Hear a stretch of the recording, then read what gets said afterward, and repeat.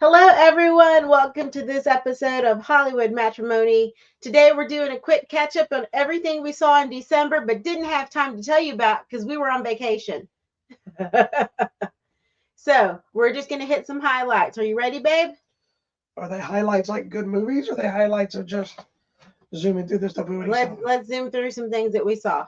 All So, right. first, we're going to talk about Conclave. I believe we do have a giveaway on the website, hollywoodmatrimony.com. We did have some digital giveaways. I'm not sure if it's ended yet. Okay, well, tell me about Conclave. Conclave is I believe it's a fictitious Yes, take on I guess essentially electing a new pope. Or is correct. it cardinal pope? This was based on It's a book. a novel. Yeah, so it's not an actual story, but it's kind of an inside look at what goes on when they had to replace the pope. Like in this case, I believe the pope passed away. Mm-hmm. Yes. And so and now the there's electing. all these different people that are kind of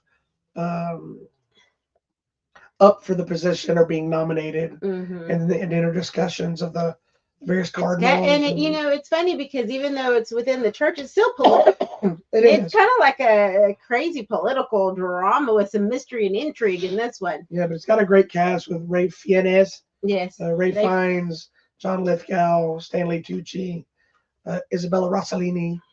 And so it's a movie that I didn't think would be as compelling as it is. It was actually really intriguing, and it's kind of a thriller because there's some shady business, but then there's even It's some like a political questions. thriller, not in assassinations and that kind of crap. But I mean, there's some shady stuff going on, and everybody was so good in this movie. Yeah. But then you do get to see kind of the inner workings of, well, if you vote for this person, then we can do this.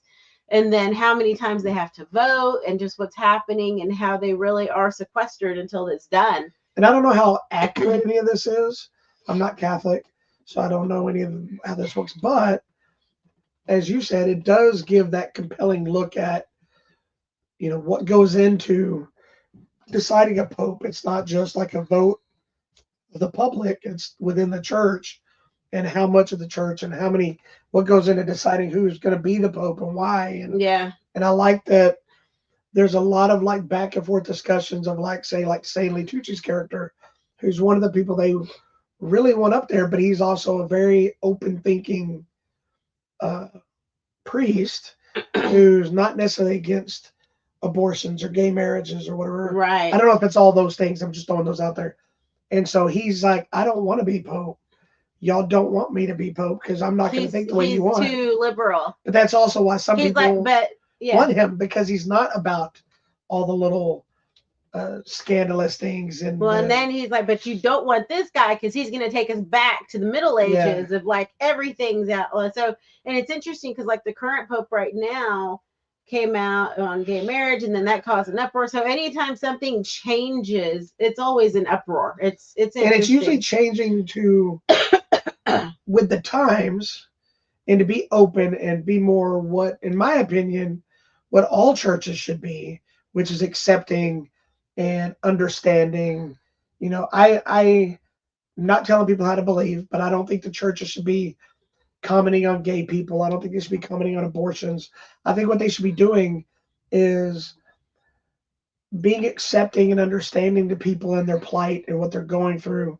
And if those people want counseling into what they believe their understandings are, because again, there's a very gray area in some of the biblical things about gay marriage or being gay and not being gay, and how you can decipher it, what your beliefs are.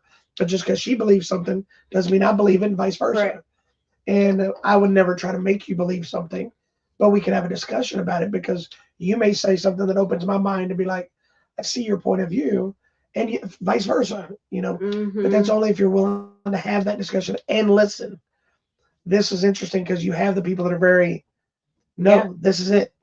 And you have, so it's almost like the audience. All sides are represented. Yeah, almost like all the audience members are these different cardinals. Yeah. And the kind of shocking twist to the ending. The ending is great. Which I loved. I was just like, wait a minute. Say what now? We can't do that. I never saw it coming. No. Well, I was just like, what does this mean? But then I was like, okay, let's go for it. But it does open another discussion. It does. Because that's not, I can't say it without giving it away, but it's Yeah, not. we can't say. It's not the. It's not what you would assume. Yeah, and it's not in the traditional nature of what a lot of the argument is. Yeah. It's a scientific, something you can't control. Correct. It's a thing. That still can open that same argument. And it's like, okay, but God created this. Are you going to accept that? You know? And this is where we get into problems. Anyways, it is a movie you definitely should check out. It is a talkie. Yeah. And you got to pay attention, but it was a good one. But it keeps keeps you engaged. Engaged. Throughout the whole thing. So it wasn't just this long, slow. No, it was really which is what I thought it was going to be. And I was very surprised. Yeah. It's a great movie. All right. Next. I will say, for all the award recognition it's getting, the only one I'm a little not confused about, but I don't necessarily I'm confused is Isabella Rossellini, only because she's great, but she didn't do anything. She didn't do anything. She's barely in the movie. Like she goes over to the computer and types some stuff in, and there you go. She has some good scenes and strong stuff, but not enough that I would have thought. No. But I don't know if it's because the rest of some of the other cast is recognizing they see her, and then so I know. All right, anyway. Next movie, real quick. Nightbitch. I think we do agree on this one. Do we? I think okay. So. Nightbitch is a new movie. It's Amy Adams. Uh-huh. Yeah, which is basically, it's a story of a woman that's possibly turning into a dog. Maybe. I say possibly. It's left ambiguous, I think, up to the viewer to decide. Basically, she's kind of an overworked stay-at-home mom. She gave up a career when the baby was born because she thought that's what she needed to do. So the husband comes home, doesn't really help her with anything, and she begins to feel very resentful. And then crazy things start happening. And so you don't know if she's really turning into the dog or not. And it's kind of left ambiguous. Overall, what did you think? And I also want to note that the person that directed this, Marielle Heller, is known for directing The Diary of a Teenage Girl, as well as A Beautiful Day in the Neighborhood with Tom Hanks. So I say that because this is a whole different animal. Yeah, literally. Pun intended. Literally. I think this is a movie that I actually enjoyed this movie, but it's a movie that it won't work for everyone. And the reason I like the movie is not because it wasn't the movie I thought it was going to be, first of all. Yes. I thought it was a brilliant look into being a parent, postpartum depression, all the hard elements of parenting that people like to avoid. Yeah. In a unique, interesting way. Gotcha. It also wasn't the movie I thought it was going to be, because I wanted to literally see her turn into an animal. Yeah. And it's kind of ambiguous. Like, we don't know, is she really? Is it a mental thing? Is this how she's escaping from the pressures of the day-to-day life? But I do agree, it is a good story telling it, like, all of the ridiculous crap you sometimes have to go through as a parent. You know, the dumb little play circles, and nobody wants to go to baby whatever toddler yoga. I mean, just dumb things. But that part of the movie is fine. The other part was okay. And then the whole thing with her husband, I'm like, dude, either stay or leave. Somebody make up their mind. Well, and I think it was dragging it out for me. But see, and I didn't care for that. I think there may be a disconnect. This is my theory. Okay. Because as someone who's never been through that as a parent. Well, this is rude. I have parented children. You are a parent, but you didn't raise 24/7 living with babies, living with a pregnant. No, because I'm a smart person. Shut up. I knew better. You didn't live with a pregnant person. No. You didn't go through the things of dealing with a pregnant person on my side. And so it made me wonder if. Yes, I find it to be a little bit, this is going to get me in trouble, a little bit irritating and trite. Like, that's what you chose to do. No, like, I chose not to have kids on purpose because I don't want to deal with any of that. I get that. But the difference is what I think. That's what you chose. Deal with it. Sorry. I think what I'm going to get in so much trouble. I think when there's a separation is this isn't the same thing of what she deals with. Is not the same thing of what you chose to be a parent, because not everybody goes through. No, but she was having an even harder time. She's having postpartum depression. And she's having angry. She's having issues in her marriage that are caused from this same thing. Well, and it's really there was a good scene with her and her husband, and he's like, I never told you to quit your job. Yeah. And she's like, well, who was going to stay home with the kid? He's like, that wasn't the thing. He goes, no one told you to quit your job. You're still you. But there's also a great scene that is the other side of the story, again, from somebody that didn't go with somebody who was part of depression, so I didn't deal with this stuff. But being in a marriage and being like, one person is getting sad or depressed or angry or whatever this, and they're struggling, and their whole world's on top of them, and they're really going through something. And all they see is the other person not going through that. Doing it, yeah. But what they don't see is you're like, you're also not the person I married. You're not acting like the person I married. You're not telling me you have an issue. Yeah. You're telling me why we're not connecting, why we're not having relations. Then was this really just a movie about mental health? It is. It is. It's literally about. But I wanted to see big animals fighting. Yeah. But I think this is the perfect example of, we have an ongoing discussion about trailers. And I think this is a perfect example of, had you paid attention to the trailer is telling you that it's not a monster movie. I know, but I wanted it to be. I know that. So your biggest issue sounds more like it's not the movie you thought it was, so you were disappointed. I was happy that it wasn't the movie I thought it was going to be. Okay. Because it felt like, this is a very interesting direction of how to deal with this. It's not a great movie from a standpoint of it is a little slow and boring, and it's dealing with life. And so I wasn't like, when I was like, that movie's fantastic. Because I would have loved to see more of the dog stuff and not be as ambiguous. But I think it was genius in that element of storytelling. All right. So that's that little split decision there. Okay, next. Allswell in New York. I was a little bit excited for this one. I was like, it's all my Latinas are showing up. So some of these ladies I am familiar with from other things or other shows that I've seen them in bits and pieces here. The one lady that's married to Mr. Colon. She's in The Bear. Oh, okay. That's she's fantastic. The other lady she just won in The Bear. Good for her. The lady at the top. Yeah, Elizabeth she was on Orange is the New Black. Okay, and I know her from something else. I was kind of interested too because we don't get a lot of movies that are led by Hispanic females, Latina females. Excuse me. I think East New York is what I know her from. She was a cop. We don't get a lot of films with the leads are all Latina. Yeah, and that has nothing to do with the film. Yes. Because a lot of times that brings in a heavy cultures, and that's the only way it's going to work. This is just three women that happen to be Latina. It would have been Dominican nice. or Puerto Rican. Yeah, it would have been nice to have a little more, but that's okay. Yeah, but it wasn't necessary for this. It wasn't necessary. I thought this movie was fantastic until the ending. Yes, because it goes nowhere. It's okay. So this is typically one of those movies that would bother me because it's just about real life problems. Yeah. And they're sisters trying to deal with each other, and they're not always connected. One's thinks she's better, kind of this direction. The other one's like the woe is me, feel bad, and the other one in the middle is trying to hold everyone together. And trying to typical middle sister syndrome. Your middle child. Their dynamic is great. Their dialogue, their performances are great. Mm-hmm. The stories they set up are strong. Yes. But when you get to the end of the film, it just leaves you hanging. Like, there's no resolution. There you go. And I know they were doing that because that's how life is sometimes. I know, but I'm like, then why did I sit and watch this? Like, I just spent an hour and a half for no reason. Like, this was like something in my family I could have told you that happened with my cousin. This is one of those things I think felt like it should have been a TV series. Oh yeah, like a short or a mini series. Not even a mini series. It could be an ongoing TV series of, you have a few episodes dealing with one sister. Then the other sister, then they come together. And then they come together and you're like, oh, they're sisters. Yeah, and then it's because this felt like it needed to be ongoing. Because there's still more going to happen with now the daughter in this restaurant and their family. Yeah, like there's multiple levels.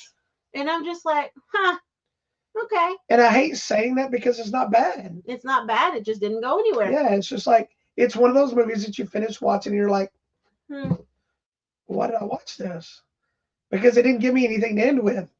It didn't even really give me anything like to give you an understanding of where it's going to go once the credits roll. Yeah. And then there's even a couple of things with the one mom and the daughter that are fighting the whole movie. There's no resolution there. And it's fine to not have a resolution because they may never reconcile, but they almost like you're leaning in like, okay, it looks like we might be okay. Discussion and we just move on. And then the credits, you're like, let's move on. I'm like, all right. Okay, wait for next season, I guess. Yeah. That's what it felt like. That I agree. So that's that. It's good if you happen to see it. Check it out. All right, next. The Fire Inside. This was the Christmas Day movie. We did see it. Excuse me. I think, did we see it on Christmas Day? We saw it before. No, we watched it before. We watched it like a month before. Okay, so that's why I'm like, wait a minute. So funny enough, this is a movie that when I was seeing the promotions, the trailers, I had zero interest in this movie because it looked, the promotions and some of the posters they did early on, it made me feel like it was just gonna be one of these cheesy, almost like Dove films. That's just what it looked like. Yeah. Then further research and digging into it a little bit more, I'm like, okay, there's a little more to this film. I also found out that this is the movie, if I'm not mistaken, I read correctly, that this is the movie that Ice Cube was supposed to play the coach that Brian Tyree Henry plays. He got let go because of his refusal to do the COVID vaccine. So he lost the role, which is why he's kind of been, I don't know if he's blacklisted, but he's not really doing Hollywood stuff much because he wouldn't do the masks. He wouldn't do anything. So anyway, it would have been interesting to see how he would have taken on this role. So this is based on the true story of Clarissa Shields, who is the first woman in U.S. history to win an Olympic gold medal in boxing. And it was a big deal because she was just kind of from the hood, from Flint, Michigan. And it is a true story, and everything she went through ups and downs and trying to get that. And then you know what? The story to get to the Olympics is one thing, but then what happens after is the crazy thing where she wins this Olympic gold medal, and you think she'd get some deal, since got nothing. Well, nothing happened. One of the things that I liked most about the story. What? I know it's a true story and you go back, but a lot of times they gloss over how many of these Olympians, white and black, even now today, that when they finish, they go back home. Nothing. They're nothing more than they were other than Olympian now. Yeah. Because they go back to their jobs. They go back to coaching or whatever there is. They're just Joe Blow again. Yeah, they don't get, there's not money and financial unless you get. And there's a scene in the movie where it gets so bad, she's going to sell her medal because she has no money. There's nothing. Her whole family is like barely holding on. So she's going to go sell her gold medal because she's got nothing else. So it is an amazing story. I really liked this movie. It was a really good movie. I really liked it. It was not the movie that I felt it was advertised. And I was so glad for that. Because when we sat down and watched it, I was like, it's much more. At best, hopefully I can just get a good story because I knew who she was. The fight, the real life. Clarissa. Yeah, Clarissa. But I didn't know her. I didn't know everything about her story. I just knew there was issues, and I knew she had changed the way people were paid. Females were paid in something. That was, I think, her lasting legacy is she's like, I want to be paid whatever the men are paid. Yeah, I knew she was involved in a lot bigger than just the Olympics. So I was glad to see how the film is structured where you get to that Olympic thing, and then there's still so much after that. They didn't end it and then give us just a recap. And after that, she did this. We got to see. That's what I like too. Yeah. They didn't gloss over it. They kept it going. And it's kind of a story of the coach too, of the things he could and couldn't do to help her because of not having the license and not having money to go to somewhere but be there for her and their own butting heads. And honestly, going back to the Ice Cube thing, as much as I love Ice Cube, I don't know if he would have fit this part as well. No, I like this guy. I think Brian Tyree Henry was a better choice. Yeah, I think he was a better choice. Ice Cube could have killed him, been amazing. But this guy had a softer kind of sensibility that I don't think this would do. I think Ice Cube has. I've seen him in Family. I think he can. But he's always Ice Cube. Yes. I think he's a great actor. But this guy was so good. It's hard to not see Ice Cube. It was very emotional because the coach goes through such an emotional journey too. Because you would think, because I mean, I don't want to spoil it, but there's one moment where they won't even let him get in there because he's not officially sanctioned by the Olympics. Yeah. And he's like, I've been her coach like forever. Yeah. And they don't care. He's the reason she's in the Olympics. So crazy. Anyways, it is a really good movie. I hope people saw it. If you didn't, I don't think it did like big numbers. Get everyone, get your kids. It is a good emotional. And I'm pretty sure all the movies. Is this the last one we're talking about? We're doing more. I can tell you that pretty much all of them, including the last one we're talking about, I believe they're all either streaming or on Blu-ray and DVD now. So check it out. So you can probably check them out without going to the theater or anything. All right, one more. Never Let Go, the movie with Halle Berry where they have to stay connected to the house because there's creepy things out in the woods. And I was excited for this one because it's made by was it Alexander Aja, who did one of my all-time favorite horror films. I just went blank. Oh no! Oh no! Well, he did a Crawl. What is that dang movie? Oh my god! Is it the one with the lady? Yeah. Oh, High Tension. High Tension. Such a good movie. But I love his films and stuff, and so I was excited to see what he was going to do with it. And I like Halle Berry from him. Yeah, I like Halle Berry. And I think the trailers were engaging. Engaged. It made you wonder, like, what's really going on. Correct. So we watched this one separately. We did. On an airplane. On the plane. On Christmas Day. I think you watched it on the way. I watched it on my back. Correct. So we didn't really discuss it. The funniest, there was another movie you were watching, and you were like... I'll tell you which movie it was. There's this movie called The Bagman. He's like... And we're not doing a show about it because don't watch we're trying to only do shows. And then he's over there like flipping off the screen. The TV screen. I'm like, dude, okay, I'm not watching that. I'm going to tell you really quick. So we don't do shows about and review movies unless we both saw them. Typically. Yeah. You know, our old show, we were doing other ones that we would individually, but we don't just set up to do that. Bagman had a good movie in it. It had some good stuff about it.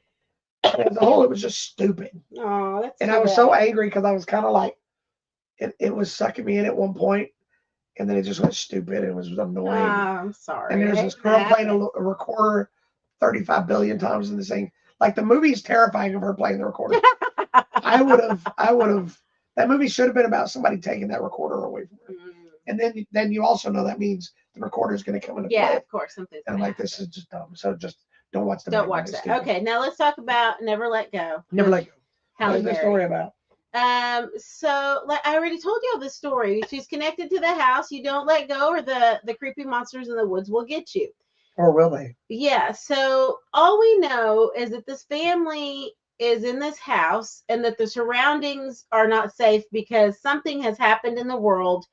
And yeah, they can't leave because the evil is out there. And if they let go of the house, the evil will get them. The house will keep them safe. The some sort of like the family built the house with this special wood.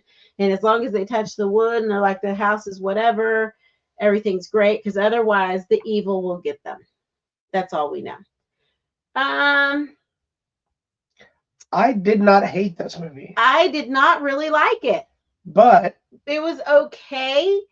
But to me, it's like I figured it out halfway through, and then I'm like, okay, well, that's that. Well, and here's the problem with that. And then it just kept going. Is you figure out, or you think you figured it out. Maybe. Because there's still never really an explanation or a finish. Correct. They throw one little twist at the end, you're like, oh. I think it is another one of those ambiguous twists. But in the way they handled this ambiguity, ambiguity? Ambiguity. I'm just saying, I knew that wasn't a word. But you got I like this element because it does leave a lot to your imagination.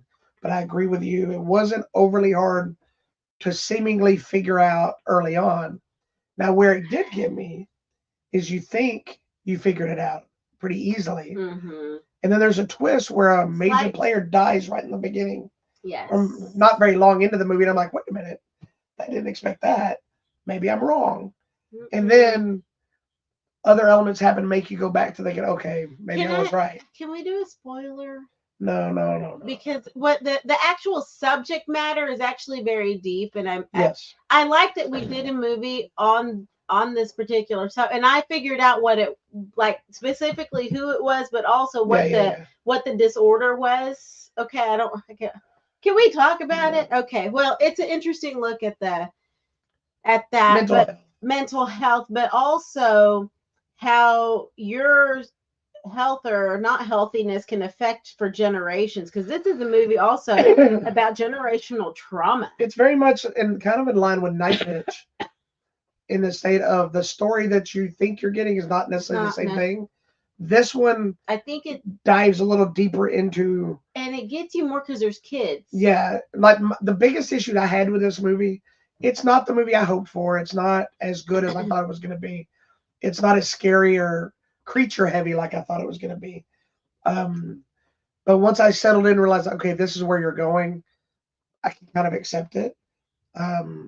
It's again, I'm not surprised the way you're feeling, because I think it's going to be one of those movies that split, whether either you like this movie or you don't like this movie. Not a lot of gray area. I didn't necessarily like the movie. I just didn't. I wasn't. I was disappointed, but not entertained.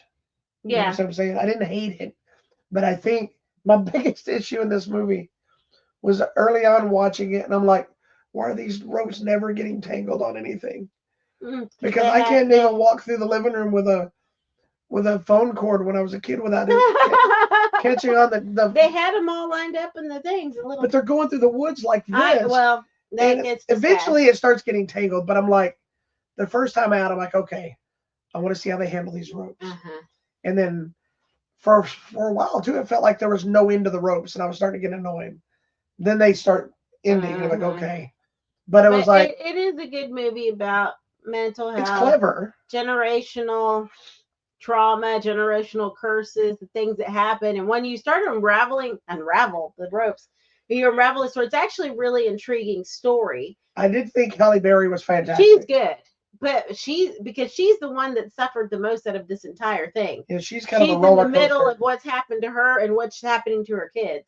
And it kind of leaves you wondering along. Oh, I know what happened. What's really happened in the real world? Oh, I know what's happened to her though. Well, but here's the thing: is when you figure out what you think is going on, because of the setting, it still leaves you wondering. Okay, I think I know what's going on, but does that mean everything else is a lie? Or is it because you're so deep in these woods, has the world really ended? Has it not ended? Is this real? Is this not real? So there's still other layers beyond what you initially kind of pick up on. Correct. In a very simplistic, clever way of what's revealed that I thought was fantastic. That I thought was really well handled. But at the same time, it's kind of a movie. Meh. It's just meh. So good subject matter, meh. But that's okay. All right, very quickly, babe, tell me about giveaways. This is what we currently have on the website. Yeah, we got a few more that are fixing to take over. We still got copies of, we got copies of 7 on 4K, one of my favorite all-time movies. We've got a few copies left still of Joker 2, Fogwa, Joker, Blazing Saddles, and Interstellar on 4K, Watchmen Chapter 2, and I think we might have one digital code left of Conclave. That's fixing to end. A lot of these are fixing to end. We're changing them up. I just haven't had time to change some of them. But as long as there's a click on the link, we still have some extra copies. All right. Well, that's it for today's show. Thank you so much for watching. We'll see you next time.